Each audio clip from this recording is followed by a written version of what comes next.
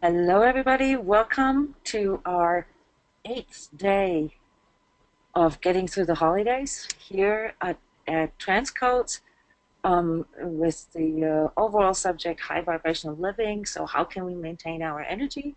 And my name is Jona bryndis, and far away and yet right next to me is Roger. Oh, sorry. I'm Roger Schwartz. Hi, everyone. Hope everyone is well tonight or today, wherever you're at.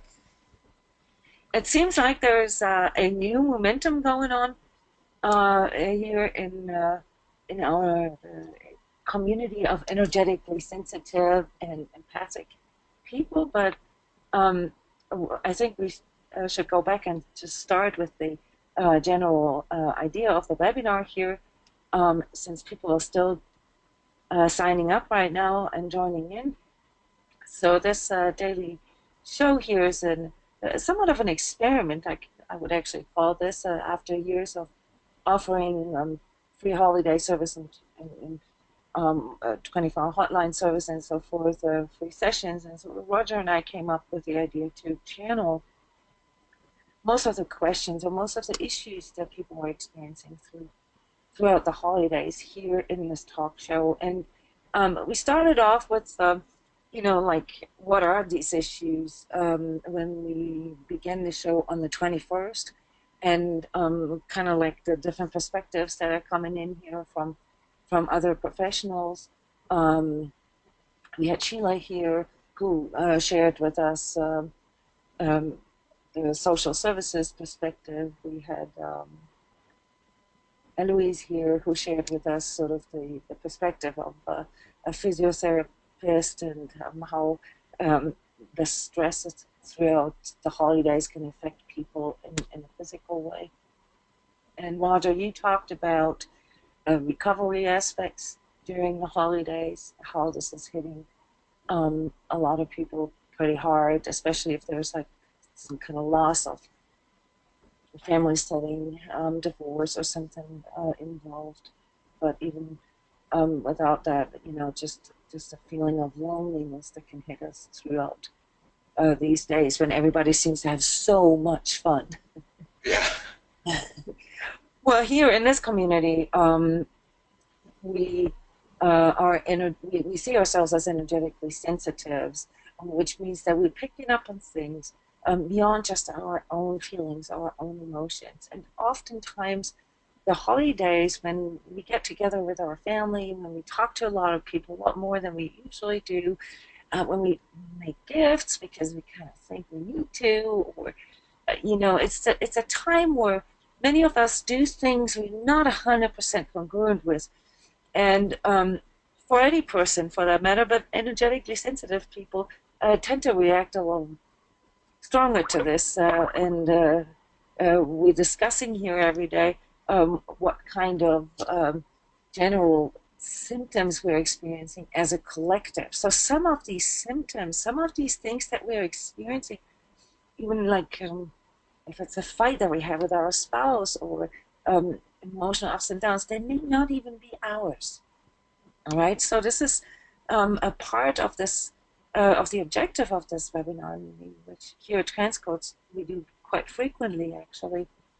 And that is to discuss current collective energies, and to share, to ask personal questions, and even if we are just the ones listening, even if we're just listening to the recording here right now, hearing other people talk about certain things that you normally don't hear people talk about can really help us to align things within us. It can help us to, well, I would say, almost like go into forgiveness with ourselves and others a little easier sometimes. Because if we realize that, okay, part of this is just sort of the entire collective right now, and this is just the influences that everybody's under. And given the fact that most people, and when I say most, I mean that the vast majority of people are not energetically aware or um, trained, as some of us are, and then it can be really relieving to understand some of these dynamics a little better. So, objective is also to empower you to empower you through knowledge, through understanding, and encourage you to become an active participant on the journey.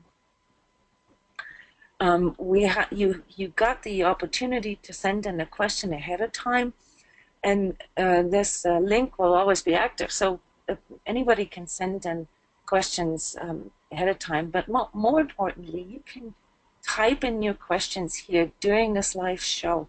So this is really how we get the life into this show. Okay, it's your comments, your questions, your sharings, and those of you who are brave enough to talk into the microphone, you can raise your hand here in this webinar software and indicate to us that you would like to speak. In the past, and this is very common, it took at least one person to break the ice here. So we're always particularly proud of the first person who's sharing with us, right, Roger? It takes a little bit of courage to do that. We understand that. Yes, the incoming is important. It's typically guides the direction, heads us in the direction that we need to go. Right, and that is another important aspect here. Even though we have a few slides and a few things sort of prepared, but and sort of like something like a theme that developed out of the previous session. But our job here, at least this is how we see it, is to respond to what you bring in. And in the past year, it's been really cool. All of your questions were right on. I mean, really beautiful additions, very complimentary, and leading us to deeper aspects. So we can only go as deep as we sort of think that the general public will understand. But if you bring in a personal question or a personal sharing, it allows us to go deeper. So talking about current collective energies of the last 24 hours, anybody wants to share? Is there anything you guys noticed? Like maybe a shift or some emotional stuff or physical stuff or the absence of physical. Like today for me, it's been the first day in a row of days where I finally don't have this neck pain anymore, and where I'm still a little sick. I got a cold a couple of days ago, but I still don't feel this like really strong second chakra, first chakra, like the lower abdominal distress anymore. I'm actually feeling like going into a deep sleep, being pulled into that. I wonder if anybody else has experienced that. Perhaps that's part of the marathon going on right now. Yes, we do have an event going on at transCODES right now. So Roger's and my perception can also have to do with that. So those of you who are not in the marathon, but even those who are, it's a remote energy transmission series, and it goes really deep. But I'd be very, very curious to hear how you guys feel. Nobody wants to answer. So, not even type a question or type a comment. The focus tonight was going to be around absorption or avoiding absorption of outer energies, Jona? Yeah, well, we left off yesterday. Yes. Yes, so here come the first comments. I'm experiencing the deep sleep as well. Yes. Is that a marathon participant? It is. Okay. I'm not sure. I mean, for me personally, besides the marathon, and this was also part of our sessions today, but there's been like this underlying feeling of guilt. I don't know, since like 2 days or so, and we're dealing with this in these sessions that we're doing here at transCODES right now. But I can feel this in other people as well. There's guilt, the feeling of not being good enough, a lot of should-haves, a lot of why didn't I? Yes, yes. Some difficulty in facing others, not wanting to be around people too much. I had a little bit of that today. Yeah, like a retreat almost. Yeah. And maybe that's, when you say you're experiencing this sort of deep tiredness. I mean, I've only been sleeping, 2-3 hours every night. So, yeah, I'm tired, but I know why I'm tired. But I think this is almost like an exhaustion energetically, just from the ups and downs of the last week. Yes, I had only a couple hours sleep myself. This is different. It's a deeper pull.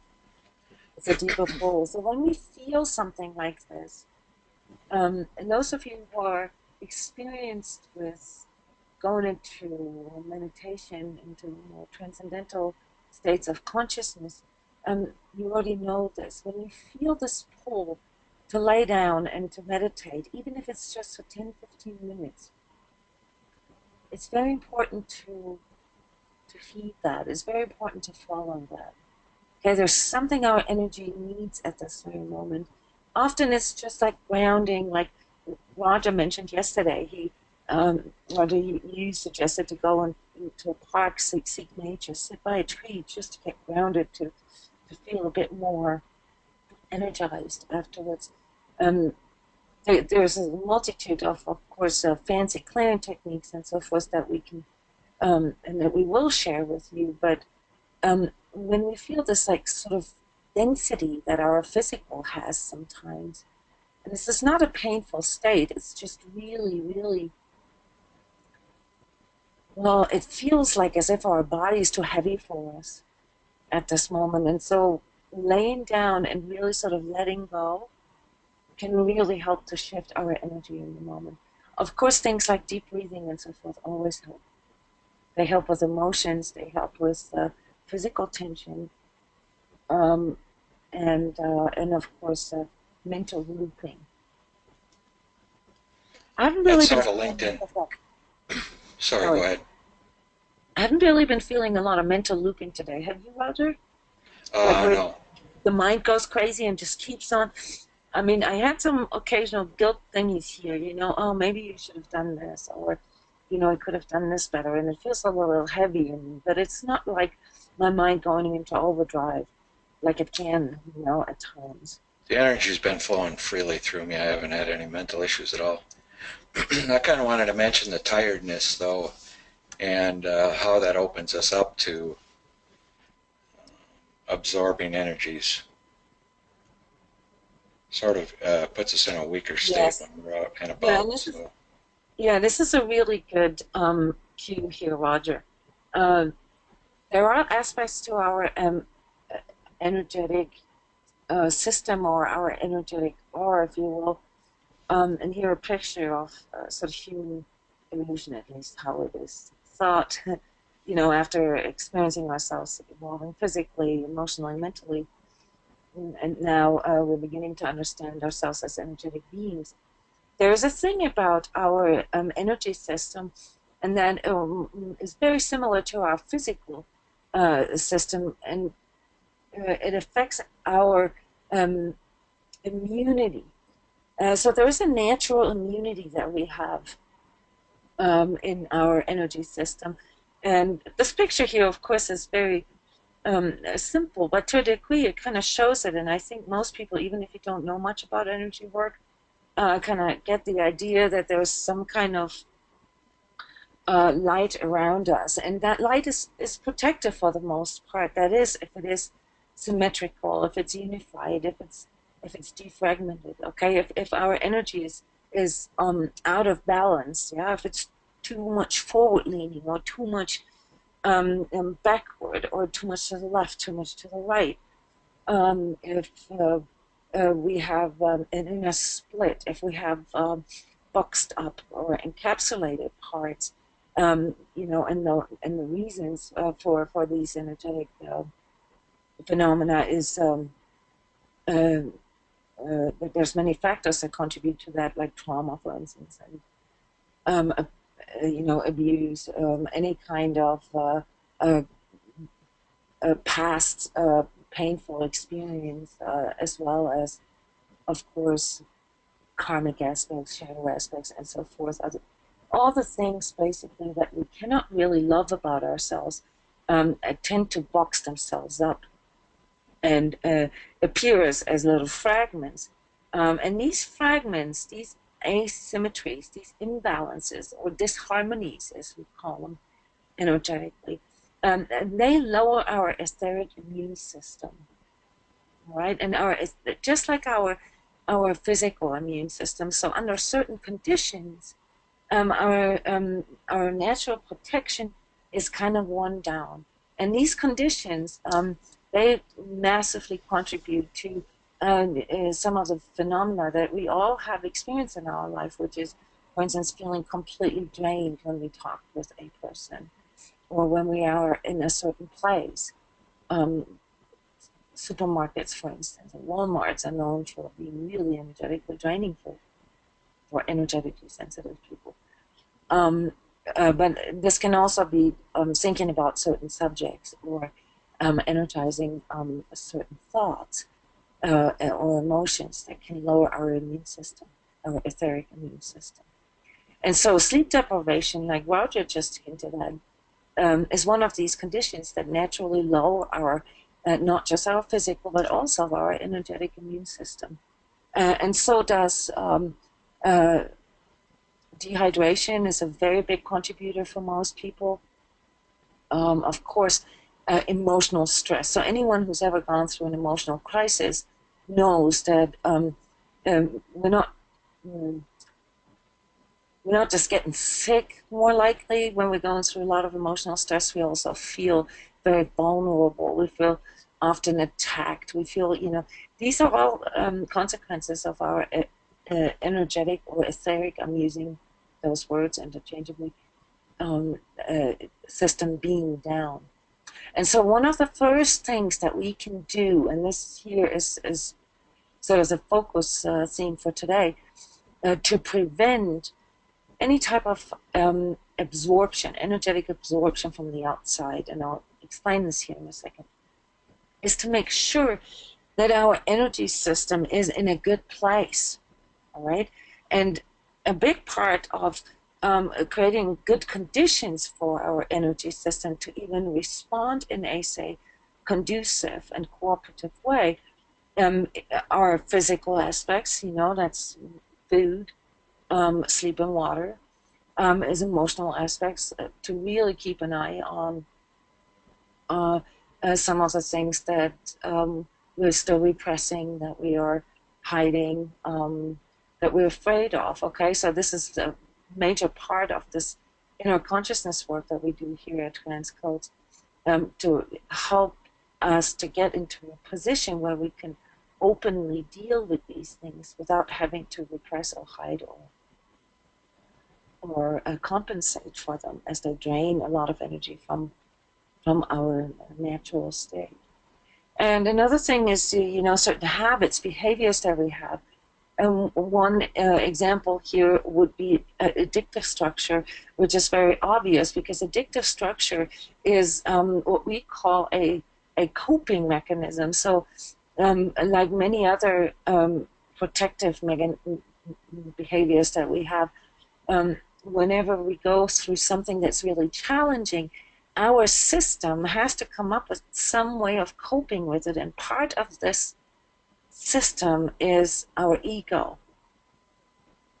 And many of you have already encountered ego. We've talked about ego a lot here.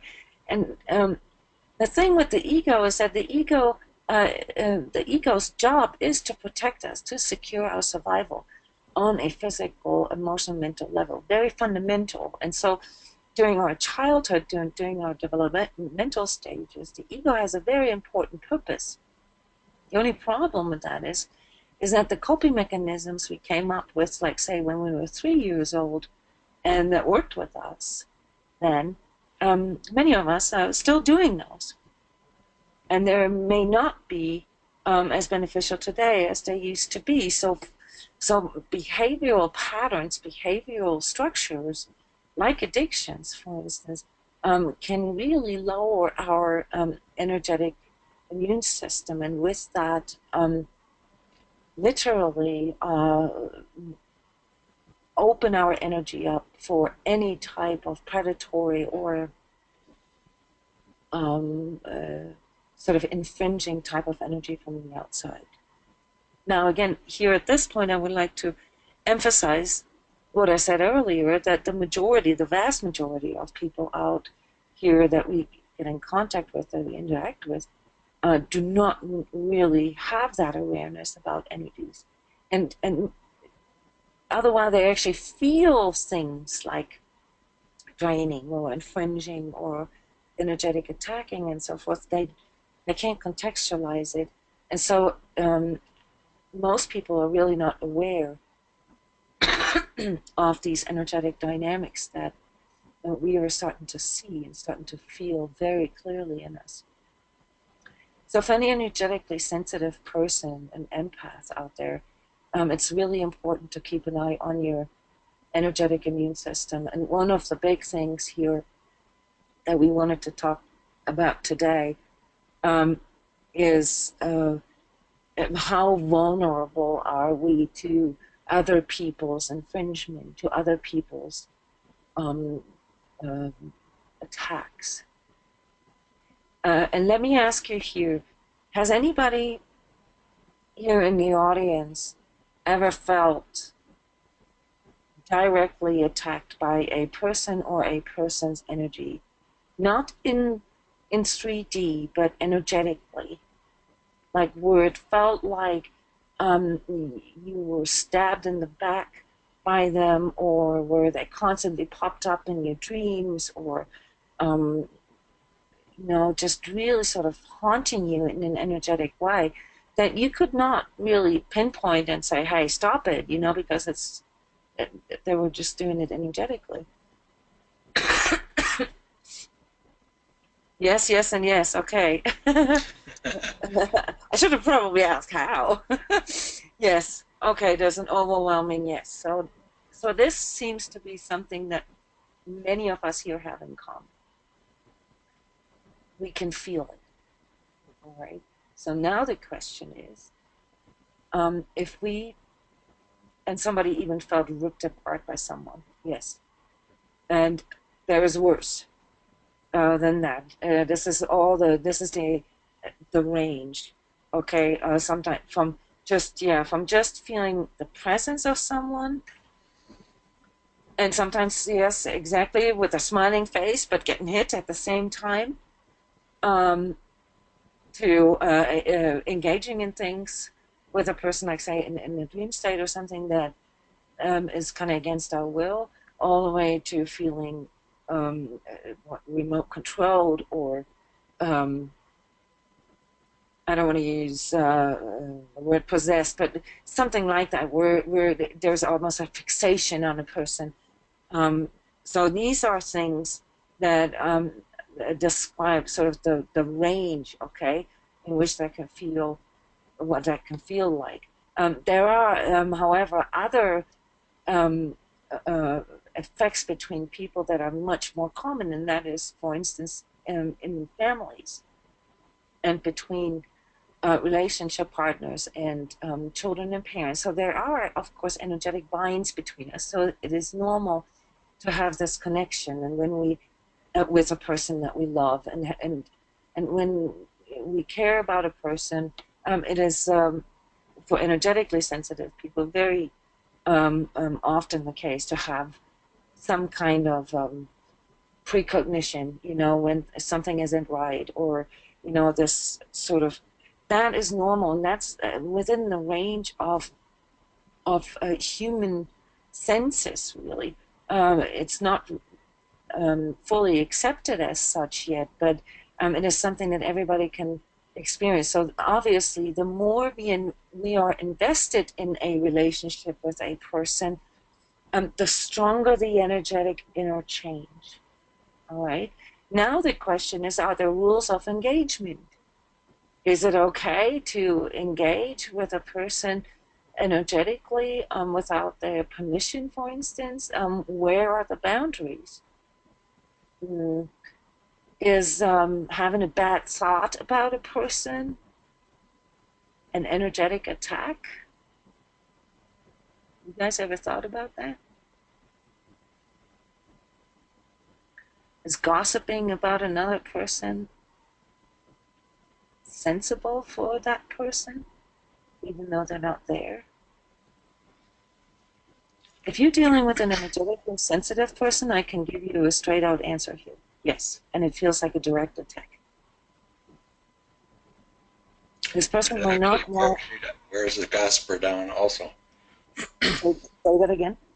I said it wears the gosper down also. It's a negative, that kind of conversation has a negative impact on yourself. I can feel, in my Right. own experience in the past, you can feel it take you down. Yeah, I was getting at that next, but first we have to kind of come to the realization that all of the things that we kind of feel that is coming from others, well, that others may feel the same thing coming from us.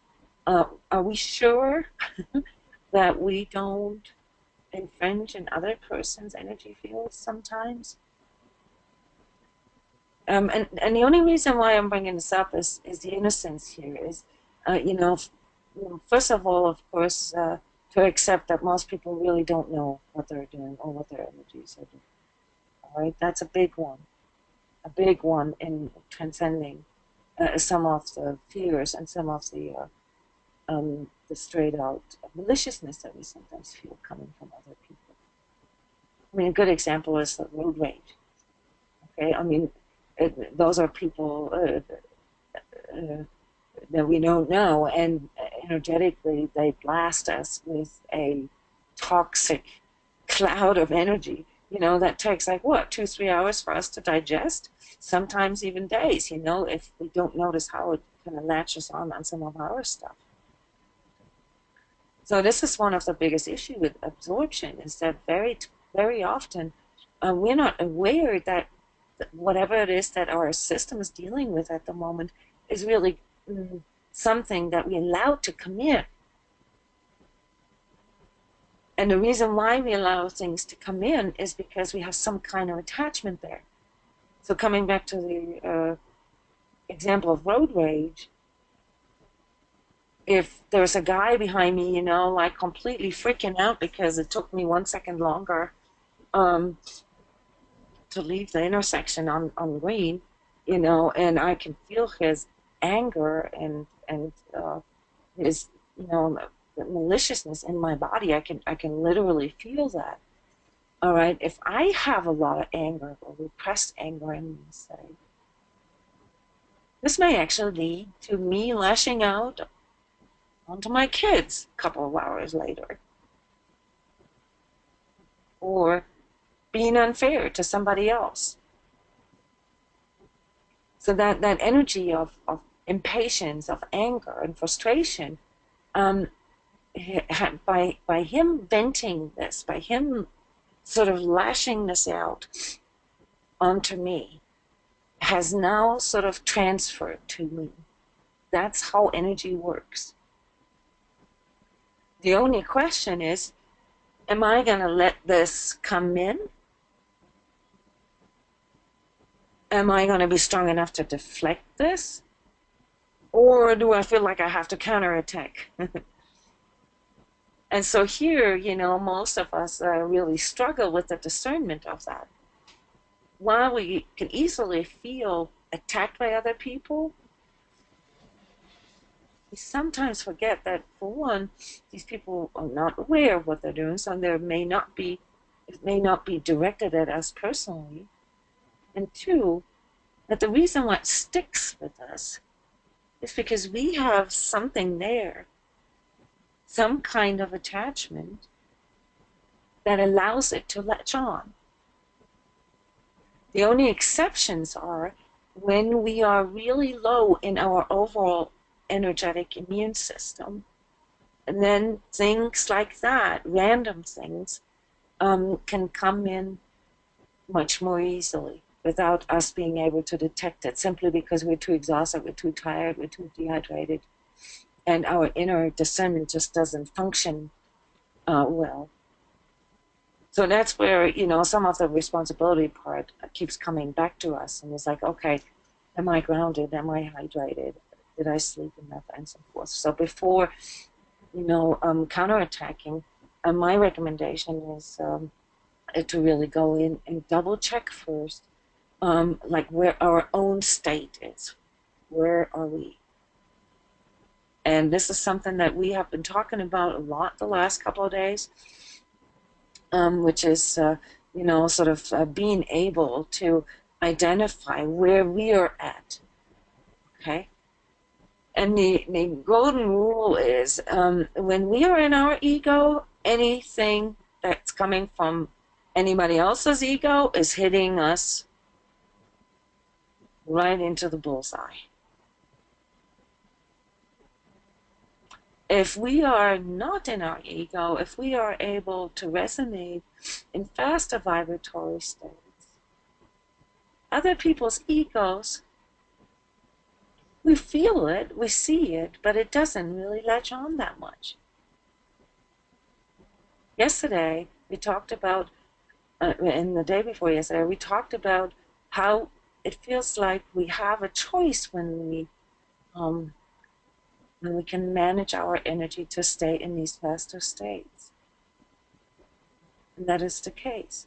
We have a choice. So when we are here aligned to our true self, to truth, what happens is that when we see other people's egos lashing out and sort of trying to pull us in, we literally can observe our own reaction to it. But we still have enough, let's say, reaction time to make a choice here. If we're going to go down with this person into anger and counterattack, for instance, or if we're just going to let this go, or if we have the courage to set clear boundaries.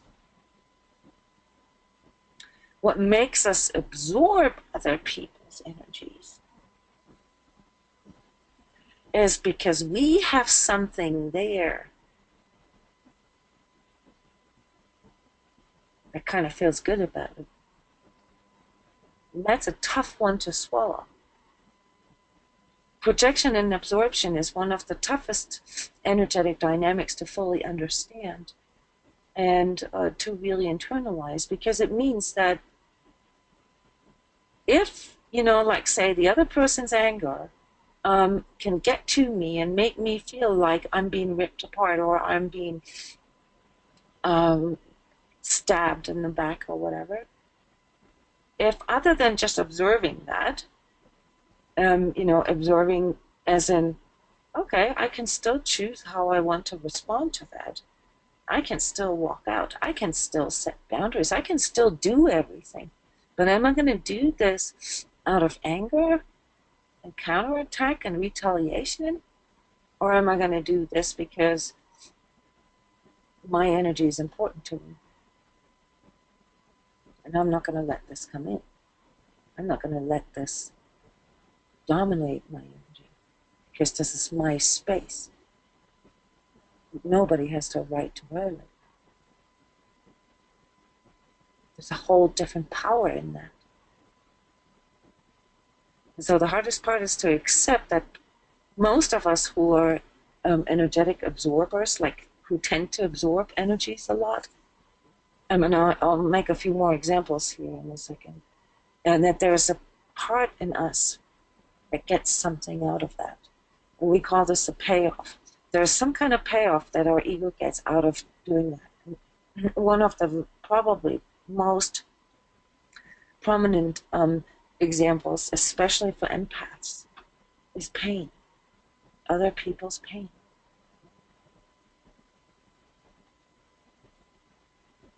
We think it's a really cool thing to be empathetic with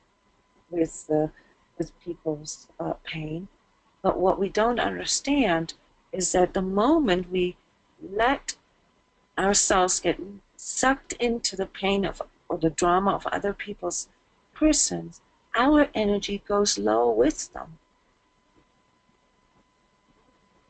Our inner judgment says, oh, this is nice of me to do this. But energetically, it's absolutely deadly. Now, don't get me wrong. Empathy here is at a very high vibratory level. So the ability to be present with a person when they're in pain and to allow this to happen is not the same as absorbing other people's pain. Okay, we have someone here who wants to share. Gemma, I'm going to unmute your microphone. There you go. Your mic is turned off, so you're going to have to turn that on, unless you don't want to speak. And this was, oh, there you go. Working. It's working. Hi. Hi. Hey. This is Gemma calling, well, from Australia. Hey. Hi. It's a little bit scary, but here we go. Yeah, I've recently had a bit of a life awakening. Exactly to do with what you were just mentioning. Sorry, it's a little tricky for me to discuss it. But you know, it just like what you said about the drama, getting pulled into somebody else's drama, and I started noticing things that I didn't. I started to judge the person and not really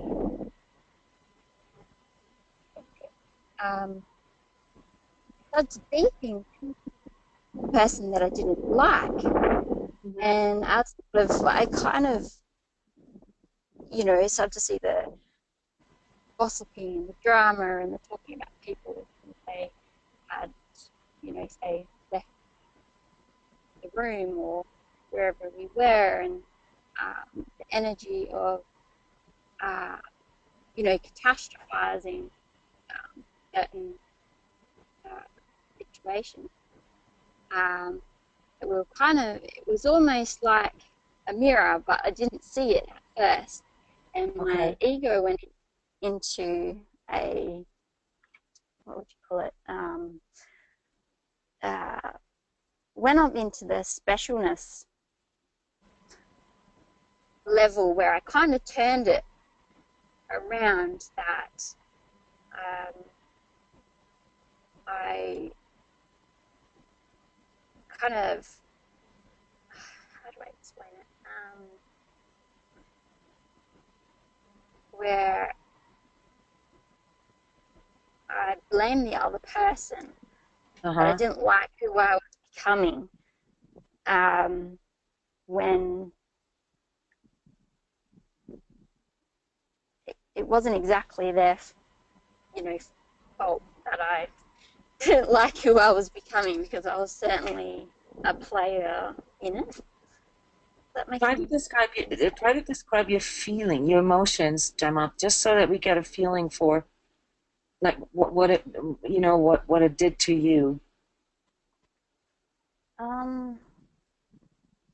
Like, did you feel like completely drained, or did you feel like completely pulled in and like all your attention? Like, yeah, like all of my attention on, you know, helping that person. Okay, consumed by it. Yeah, you know, and working on their, you know, helping with their business, and, you know, talking to that person, you know, probably not quite all day, every day, but something like that. Yeah. Yeah, where I was absolutely just focused on this person, and I had no real understanding of why. And did you find out what your ego got out of it? I mean, could you, maybe not in the moment, but afterwards, could you sort of pinpoint, like, or did you just beat yourself up, like, why did I get pulled into this? And no, I think it was my own ego seemed to have definitely charged there. You know, I'd say in a way victim. Yeah. So yeah, you know, where, you know, like it energized your own victim, like sort of commiseration, like yeah, kind of feeling good and sort of feeling in a twisted way, no judgment, but in a twisted way, feeling comfortable in that place. I'm speaking Yeah. to you, sure. Yeah, like I was, um, yeah, just when the situation turned around, um, I definitely felt that victimhood and put blame on the other person. Um, How did the situation turn around? Like, so you tried to help them, and then something happened that turned around and made you feel like a victim? Is that what you mean? What you're referring to? yeah, I've just noticed this pattern of people if I get quite close to somebody, like friends, and then they tend to. It's happened a number of times now, but they seem to choose somebody else over me. If Even though um, you tried really hard. yeah, I like tried way way too hard. Um, Okay. and I'm not sure why I was trying so hard. Um, Then that's a very, uh, very good thing that you're bringing up there, Gemma. That's and you're not alone with this. This is yeah, it is hinting at the link between projection and absorption. So there's a projection that yeah, comes from the other person, which is yeah, sort of help me, I am, I need help, which just yeah. sort of in almost like an unpersonal way just keeps pulling people in who have like yourselves, natural empathy. And what that makes you feel is special at that moment, makes you feel special. It's their projection, their projection of specialness onto you, all right, which makes you feel special, but it is not real Needing at of all. help. Or, yeah, yeah, It just serves their ego to energize their victimhood, and with it a certain specialness. And then, of course, when it comes to real things, like real relationships, then all these things go out of the window, and we feel sort of left alone or kind of abused, right? I mean, that's sort of the feeling that I get there is like, or taken advantage of is maybe a better word. Like just sort of uh, squeezed out and then yeah, yeah. dry. On to the yeah, on to the next one. Hmm. Um, And so, um, some people, but sorry, sorry, go ahead. I was just going to say, my ego really works um, situation. Um, Yeah, so there's a really, dynamic going on here, and this is the way for you to look at. There's a dynamic going on between your inner victim, and sort of the yeah, attraction that other people's victims have in you. And if they project a lot, which most people in victimhood do, including myself, okay, why me? Why do I always have to do everything? Okay, so there's no judgment in that. But if someone really projects that out a lot, then people who are empathetic can easily get pulled into this. All right, and then what responds to this is, of course, your need for specialness, your need for, approval and so forth. So yeah, the way out of that pattern here is the next one. Okay, here this is like hands on how you can work through this. This seems a lot, and I don't have the time to explain all this. We're going to go into this tomorrow. But the first thing to understand is that victimhood is a coping mechanism. It's almost like an addiction, if you will. Any type of coping, like I said earlier, that we come up with early in our life, tends to stick with us, even if it's not necessarily healthy anymore. Okay, mm, so one of the things that a person who projects victimhood, for instance, can do for some of us who have been victimized, who have experienced trauma and so forth, and needed to come up with coping mechanisms, is they can trigger our addiction, literally, And so it's, of course, not, like a substance addiction, but it is an addiction for dealing with sort of the drama. Okay, so that is part of our processing of our past, and one of the ways out of that is to allow ourselves to detach from the past through forgiveness. You know, to really the forgiveness part here is the part that can help you with the coping part. Because if you can forgive yourself and anyone involved in your own drama, right? And then other people's dramas are really not that attractive anymore. You know, I run away. Well, so and so, I made it my job too, but in a different way, you know, to allow people to see this for themselves so that they can resolve this themselves. Yeah. Okay, so this this attraction to other people's drama is like an addiction, because it helps us to deal with some of our own unprocessed stuff. And the way out of there is through forgiveness. Okay. Thank you, Gemma, for sharing. We have to hurry up a little bit today. So please come back tomorrow. I was just going to mention, I looked at the clock on my computer and I'm thinking, that's got to be wrong. It seems like we just started here. I know. Of course, now we're getting like millions of questions coming in. Yeah. All right, so I'm going to have to put some of your questions on ice until tomorrow. So even if you can't come tomorrow, listen to the recording. But here's a very interesting question. Is there a comparable difference to a person who has an emotional reaction to a fictional TV or film character, say, compared to a person who has an emotional reaction to a real life person? And can your energetic level drop just as much if you pulled into the story of a fictional or TV character as much as to a real person's story? This links in, Gemma, with your story.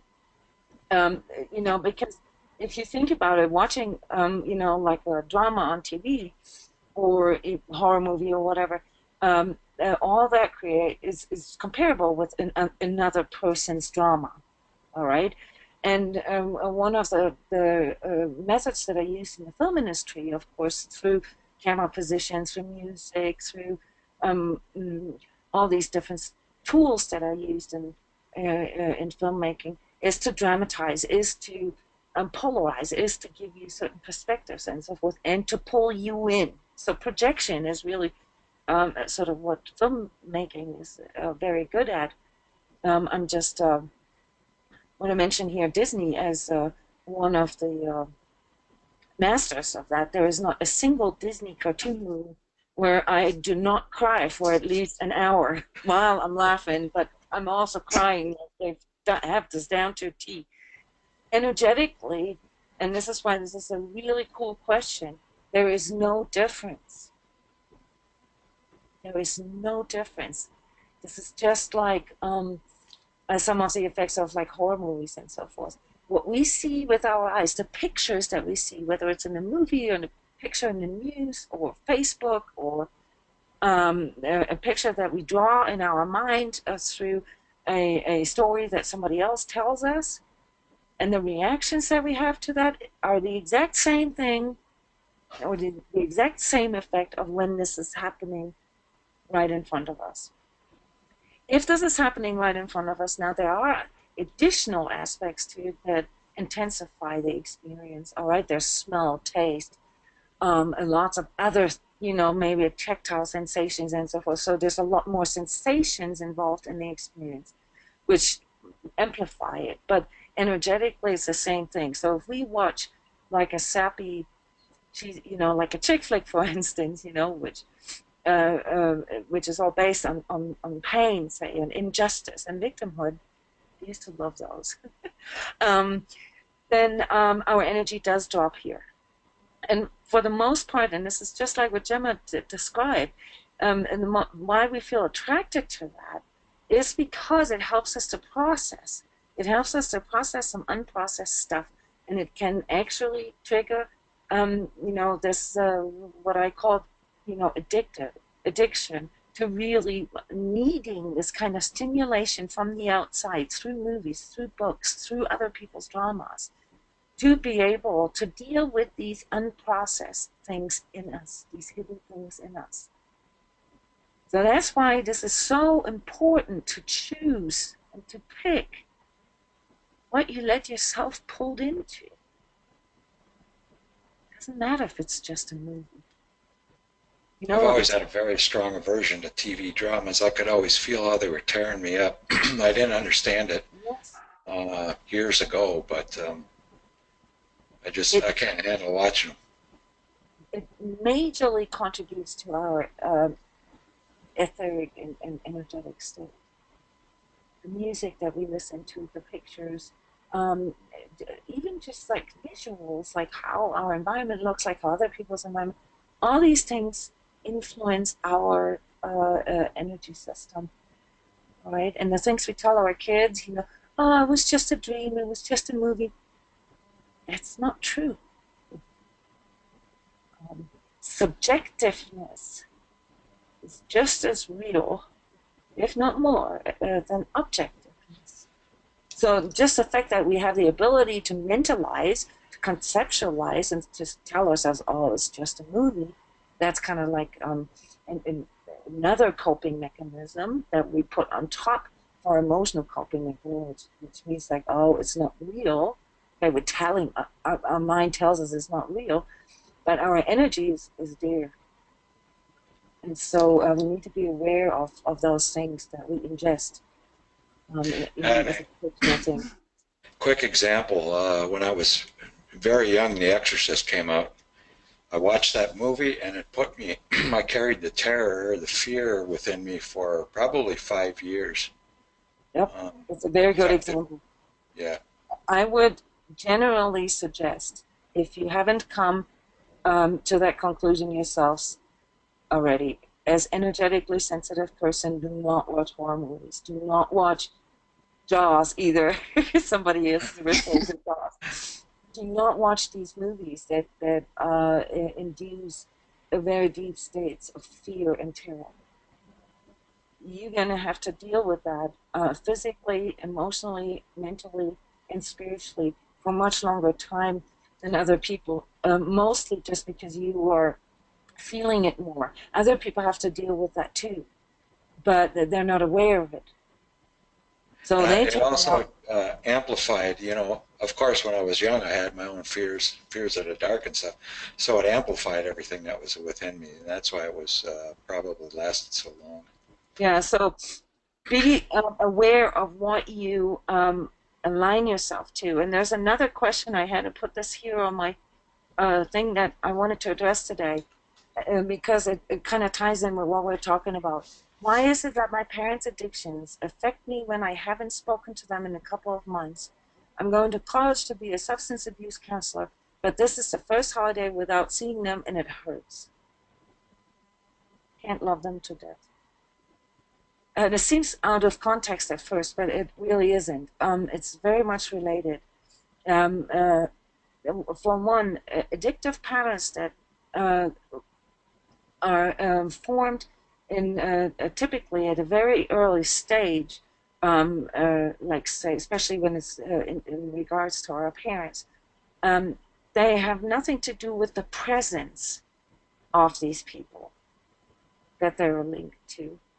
So any type of feeling, emotion, physical sensation, or behavioral pattern that we were conditioned with is ingrained, literally ingrained in our energetic system. And it can be triggered by things like Christmas, events that we have memories with that tie directly into the frequency of that energetic memory. And so it is very common, and by the way, one of the main reasons why the holidays are so difficult for people, because they're so much triggered.